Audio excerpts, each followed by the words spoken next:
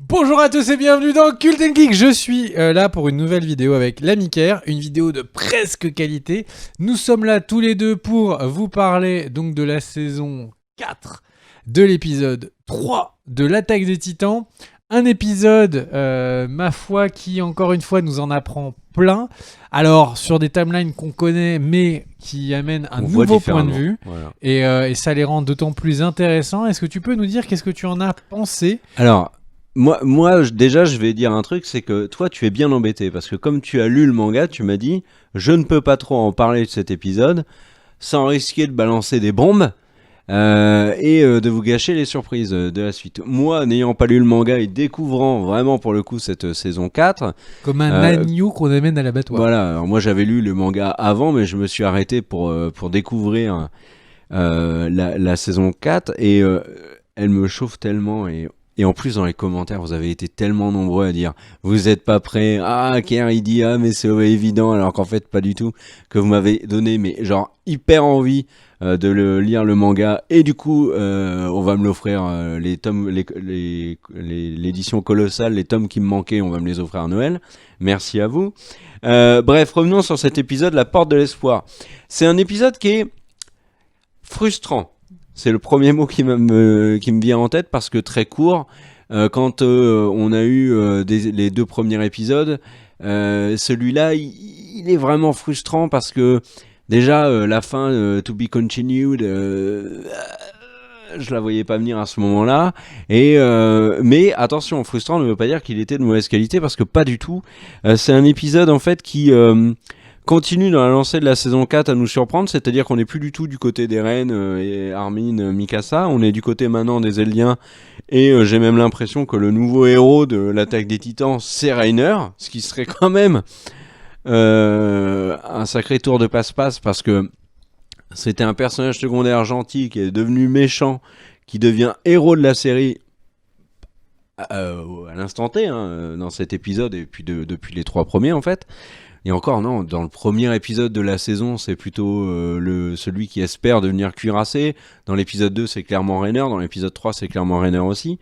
On découvre plein de trucs, et on découvre notamment, alors ce que j'ai bien aimé dans le début de l'épisode, c'est qu'on a le parcours de Reiner enfant, qui correspond à peu près à celui de Eren enfant. Enfin, pas de Eren enfant, mais on voit les galères de Reiner qui est un peu martyrisé, qui est le point faible de son groupe de prétendants eldiens à devenir de potentiels titans. Et au même moment, moi j'ai beaucoup aimé le fait de passer de l'autre côté du mur, et de voir Armin et Eren là juste pendant un plan. Tu te marres. À chaque fois que tu vas te marrer, je vais me dire oh là là, mais en fait tout ce que j'ai compris c'est de travers, c'est atroce.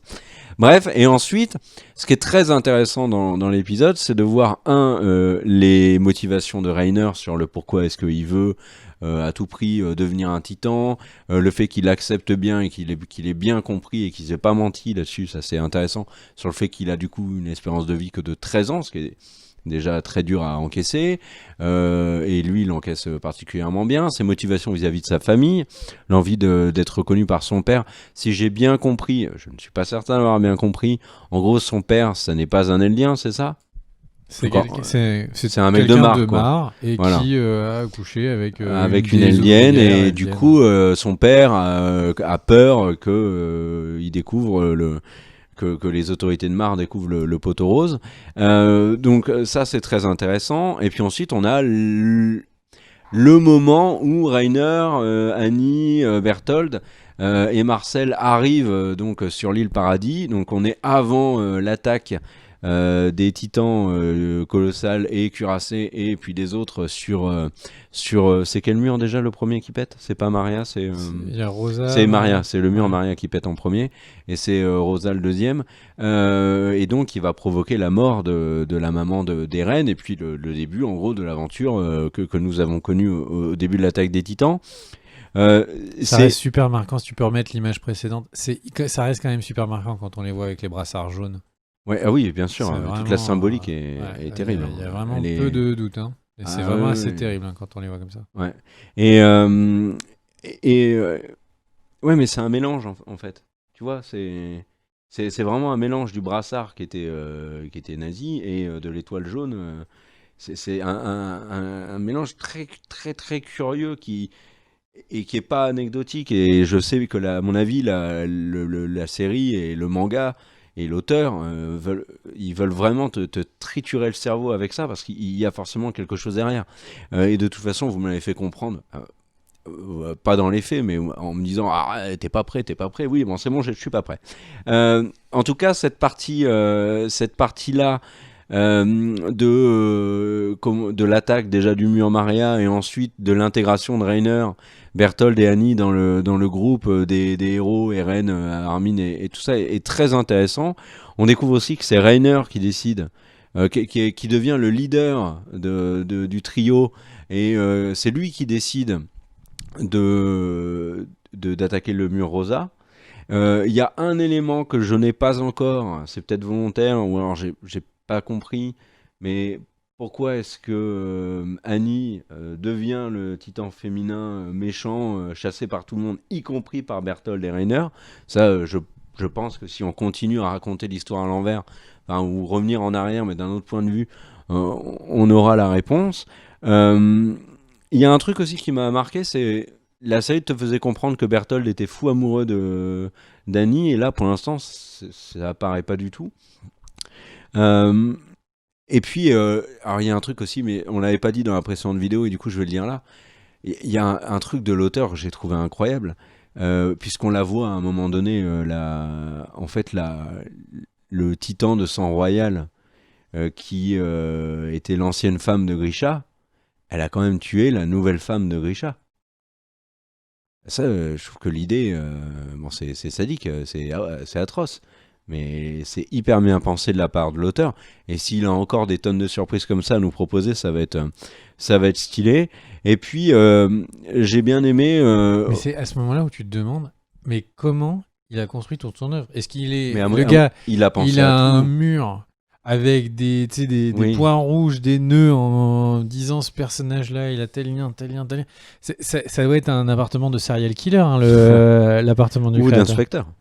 Ou d'inspecteur, ou en tout cas de quelqu'un qui est obsédé. Ouais, Parce que c'est fou d'avoir une œuvre où tout est aussi lié tout le temps. Ouais, et Parce que on lui en voudrait pas que de temps en temps il y ait une nouveauté. Là, à chaque fois, il reconnecte au c'est passé. cohérent. Ouais.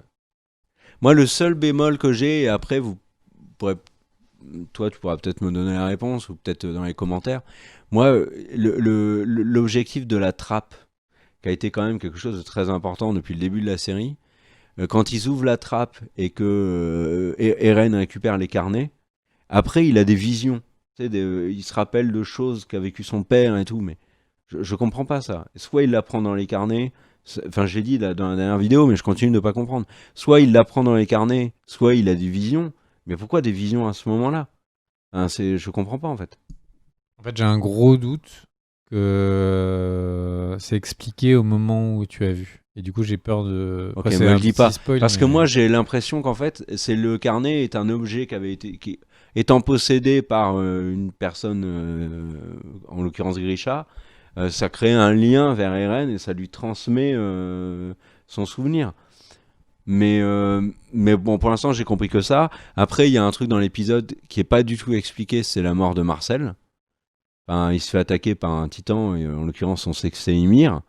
Mais comment se déroule la scène? Pourquoi est-ce que les trois ne se transforment pas en titans à ce moment-là pour C'est des défendre gamins. Marcel? C'est des gamins qui sont surpris et il Bah, explique. ouais, mais enfin, c'est des gamins surpris. Dans l'épisode, il t'explique que les gamins surpris, ils ont détruit un pays entier, quoi. Ouais, mais c'est la première fois qu'ils voient des titans, qu'ils les attaquent, ils sont paumés tous les quatre au milieu de nulle Ouais, part. pourquoi pas. Ouais. Et ils se font surprendre au milieu de la nuit. C'est aussi simple que ça. En Mais fait. c'est au milieu de la nuit que. Non, De- c'est 2 jours. De souvenir, c'est vraiment coin du feu, ils sont tous les quatre, ils sont en train de se raconter des trucs, et puis il y a un plus petit titan que les autres qui fait moins de bruit, qui les surprend, et il y en a un qui se fait bouffer. Quoi. Et c'est aussi pour ça qu'Ymir est beaucoup plus petite en transformé en titan. Mâchoire. Ce qui correspond bien avec la mâchoire.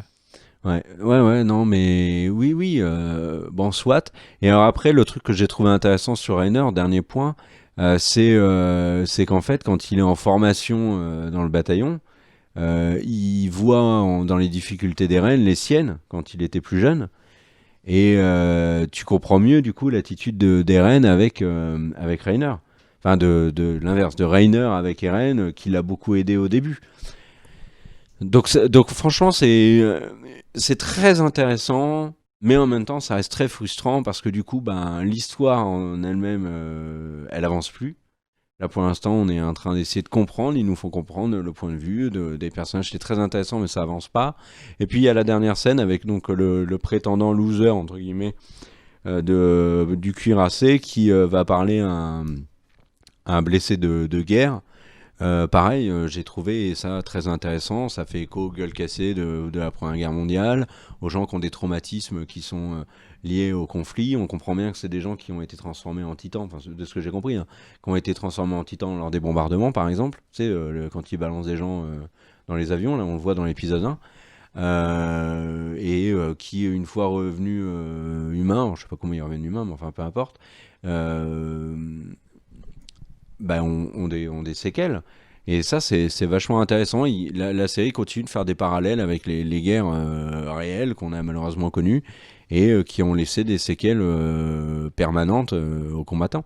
Donc l'épisode était très réussi, mais moi j'aimerais bien que ça avance, j'aimerais bien que ça y est, Reiner et compagnie, Sig et tout ça, ils y aillent à l'île Paradis, qu'on sache où en sont Eren et Armin.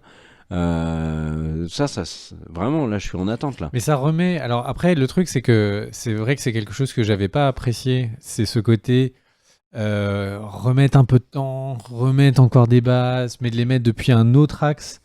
Et en fait, là où on comprend que narrativement, c'est intéressant d'avoir le point de vue des autres. Et puis ça nous permet de mieux découvrir Mar qu'on ne le ferait si c'était, admettons que, je sais pas, il y a les gens de l'île Paradis se mettent à attaquer Mar. En fait, on verrait juste des gens courir partout. On comprendrait pas Mar, tu vois, on comprendrait. Mais là, pour l'instant, on comprend pas Mar non plus. Là, on a vraiment le côté de ces Eldiens qui pourtant sont contre les Eldiens de l'île Paradis. On comprend ça. On voit vraiment la manipulation de ce peuple, des Eldiens qui sont chez Mar. On voit ce constant système qui leur dit que c'est des pourritures, que les Eldiens qui sont sur l'île de Paradis, c'est à cause d'eux qu'ils souffrent, que c'est pas le Mar qui fait souffrir les Eldiens pour le plaisir, mais c'est parce que les Eldiens de l'île Paradis sont des démons. C'est ça que je comprends pas. Pourquoi est-ce que ça serait des démons Pourquoi est-ce qu'il n'y a pas un lien Eldien vivant à Mar et Eldien vivant sur l'île Paradis? En quoi ils sont des démons? Ça, c'est l'élément qui me manque au niveau compréhension. Je crois que ça a été dit avant, ça. Parce que c'est ceux qui ont le titan originel. Je crois que ça a été dit avant. Je vais me permettre, du coup, faites attention. Si ça n'a pas été dit avant, mutez pendant quelques instants. Je baisse la main dès que j'ai arrêté de le dire. Attention.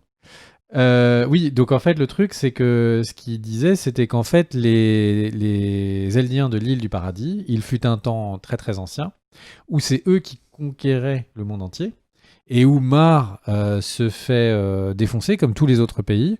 Ils se font bouffer par les titans, et en gros, à un moment donné, ils ont réussi à reprendre le pouvoir sur les Eldiens. Et ils ont récupéré les titans. Et du coup, il y a des Eldiens qui se sont retrouvés sur l'île du Paradis, et des Eldiens qui se sont retrouvés chez Mar, et Mar les a pris en otage. Enfin, moi, j'avais compris que le titan originel, pendant la guerre, partait, fuyait en style d'armistice, et fuyait sur l'île Paradis. Voilà, exactement, sur l'île de Paradis. Et du coup, donc tu as des... Et à partir de là, il réattaque quand même Mar et compagnie. Non, c'est-à-dire qu'en fait, les Eldiens partent sur l'île Paradis, une partie part avec le titan originel, ils décident de rester sur l'île Paradis pour qu'il y ait un statu quo. Et du coup, Mar garde une partie des Eldiens qui se retrouvent bloqués. Comme ils peuvent pas se venger sur les Eldiens du Paradis, ils se vengent sur ceux qui restent avec eux. Et puis surtout, ils les instrumentalisent en disant, comme vous êtes des personnes... Oui, donc ça a été dit dans l'épisode. Oui. Ok, très bien. Voilà mon avis sur cet épisode. Donc, encore une fois, un épisode où narrativement, c'est à la fois intéressant de voir Reiner comme ça, plutôt que juste Reiner soit un opposant à Eren, etc. C'est intéressant parce qu'on se rend compte encore plus de pourquoi parce que ça aurait été assez frustrant si on n'avait pas eu Bertolt et Reiner, on les sentait très divisés. On sent Annie très divisée. Proches. Ils sont très proches, mais très divisés. Annie, elle est complètement à l'écart. Ouais, et le truc, c'est que comme on a Annie qui est toujours cristallisée, et qui est toujours bloqué dans son cristal Dans le présent, tu veux dire. dans le présent. Oui. Et donc, Et ça, forcément, il y aura une suite. bah voilà, on se dit, ça j'en sais rien. Au moment où Mais j'en suis dans ça. t'as regardé le trailer de la donc- saison ou pas? Et donc le truc, c'est que j'ai fait exprès. Et en gros, le truc, c'est c'est sûr que Annie va revenir d'une manière ou d'une Alors, autre. je te dis pas qu'elle revient dans le trailer, je dis juste que dans le trailer, on voit le cocon. On voit Ok. le truc de cristal. Et donc en fait, c'est sûr que Annie, on la reverra d'une manière ou d'une autre. Et le truc, c'est que c'est important d'avoir tout ce background à ces personnages. Donc ça, j'ai trouvé ça très intéressant. C'est aussi très intéressant qu'on se rend compte que de manière très humaine, tous ceux qui ont été embrigadés, à qui on a dit c'est des démons, ils sont là pour vous bouffer. Et en fait, ils se sont rendus compte que sur l'île de Paradis, c'est juste des gens aussi paumés que eux. C'est des aliens aussi paumés que eux, qui en plus vivaient oppressés, avec comme ça un roi qui en plus leur avait retiré leur mémoire. Et donc fondamentalement, c'est tous ces doutes qui sont amenés, etc., qui sont assez intéressants, et qui sont intéressants parce que comme ils viennent de plein d'endroits différents, de plein de nations différentes, on a l'impression que c'est ces doutes qui pourraient faire que tout avance. Parce que si c'est juste Marc contre l'île Paradis, ça va pas faire... La question, c'est juste qui a gagné. Tandis que si on Et se rend compte que c'est pas petit ça, à la petit, question. tout le monde... C'est les Eldiens. Pour moi, la question où je disais que c'était obvious, et visiblement ça ne l'est pas, c'est les Eldiens de Mar qui vont aller au conflit, ils vont de nouveau au conflit, mais beaucoup plus direct cette fois, avec les Eldiens de Paradis. Et pour moi, à un moment donné, ils vont comprendre qu'ils sont dans le même camp et se venger de Mar. Mais ça, on en Mais a parlé c'est trop dans la simple, ça a l'air précédente- Trop Voilà. simple. Mais Vos réactions dans les commentaires n'auraient pas été. On voit à quel ça, si point c'était le cas. quand on voit la mère de Rainer, ça montre bien, on a l'impression que la mère de Rainer, son propre fils, lui fait comprendre que sur l'île Paradis, c'est des gens comme elle et qui sont martyrisés comme elle. Ah oui, Et ça ne peut pas l'entendre. Elle ne peut pas l'entendre. Elle veut continuer à s'accrocher au fait que si toute sa vie elle a été martyrisée, c'est parce que il y a des démons sur l'île et que le jour où il y a plus de démons, elle s'en sortira. Elle peut pas comprendre que en fait tout ça c'est que C'est manipulation depuis le début. c'est une énorme manipulation. Et en fait, je pense que ça qu'on voit de plein de personnages différents, je pense que ça risque, et encore une fois cette partie-là je la connais pas, ça risque d'être un vrai élément qui va être important. On peut pas imaginer que ces gens qui sont tellement embrigadés psychologiquement, du soir au lendemain, brisent leur chaîne et tout le monde devient ami avec l'île Paradis. Donc c'est vraiment intéressant parce que ça va au-delà de juste un conflit entre tel et tel pays. Bon, c'est encore une fois vraiment une qualité d'écriture qui est incroyable dans l'Attaque des Titans. Ouais. Je te laisse conclure et on se retrouvera bien sûr pour la suite des aventures de l'Attaque des Titans sur la chaîne. Vu que ça a l'air de vous faire plaisir qu'on en parle. Dans 2 semaines, du coup, dans 2 épisodes, parce que du coup, il y aura, on peut pas enregistrer avec Noël et le jour de l'an la semaine prochaine. Et moi, j'ai hyper hâte. Je pense que je dois avoir encore 5 épisodes de vue si on compare manga et anime. Donc j'ai vraiment hâte qu'il passe pour pouvoir moi aussi théoriser avec toi et puis échanger un peu au même niveau. Parce que bon, là j'ai hâte que l'anime déroule. J'ai peur de lire les et mangas. ensuite, une fois que l'anime déroule et que ça se termine, de pouvoir aller retourner dans le manga pour voir s'il n'y a pas un peu plus d'infos. Et donc j'ai vraiment hâte de laisser passer ces 5-6 peut-être épisodes. Mais en tout cas, ce qui moi m'a surpris en regardant cet épisode, c'est que même en connaissant tout, ce qui allait se passer, en fait, je l'ai trouvé tellement bien rythmé. Pourtant, c'est pas rapide, mais c'était tellement bien rythmé que pourtant, l'épisode est passé super vite pour moi. Ah mais il faisait 20 minutes, en effet, il est passé super vite. Non mais vraiment, mais tu m'aurais dit... Enfin vraiment, j'avais l'impression, quand ça s'est terminé, j'avais l'impression que c'était la coupure de mi-épisode. Vraiment, cet épisode est passé extrêmement vite. Et ça prouve que la narration est vraiment bien menée. Donc, en tout cas, un très gros plaisir. Cette Attaque des Titans, encore une fois. Enfin, voilà, un kiff. L'Attaque des Titans, ça reste pour moi l'œuvre qui est au-dessus des autres œuvres d'anime depuis quelques années. J'espère. Et il y a tellement et le chapiteau tient tellement par la fin. J'espère vraiment que la fin sera au niveau, mais bon, j'ai l'impression que c'est le cas vu vos retours. Franchement, je pense qu'à la fin, Rainer pète un câble. Il monte sur le titan volant. Il brûle toute la ville. Et à la fin, voilà. Ouais. Je pense que c'est Armin en chaise roulante qui devient qui devient le calife, le roi. Bref, du coup, on se retrouve pour une prochaine vidéo. Des bisous à tous. Ciao, ciao.